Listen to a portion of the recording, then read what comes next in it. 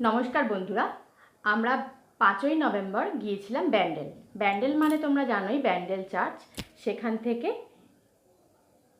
এইসব তোমরা দেখতে পাচ্ছ চার্চেরই সামনের ছবি।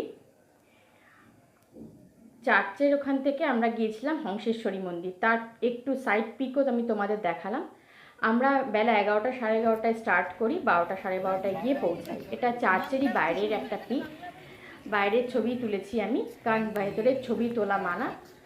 আর বাইরের এই চার্চটা আমি দেখো কিছুটা সামনে থেকে তোলার চেষ্টা করেছি। এর বাইরের দিকে তোমরা দাঁড়িয়ে ছবিও তুলতে পারবে, আমি ক্যামেরাটা অন্যদিকে ঘোরালে তোমরা দেখতে পাবে।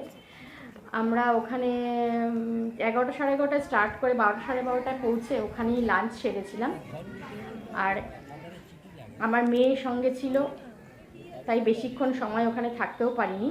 চার্চে ছিলাম কিন্তু আশেপাশে আর বেশি আশেপাশে কোথাও ঘোরা বা যাওয়া বেশি একটা কিছু যেতে পারিনি। আমাদের এমনি ব্যান্ডেল চার্চে গিয়ে তোমাদের সবার আশা করি ভালোই লাগবে। দিনটা বেশ ভালোই এমনি কেটে যায়। আমরা 3টে 3:30 নাগাদ আবার ওই সামনের হংসেশ্বরী মন্দিরটা দর্শন করে 3টে 3:30টায় আবার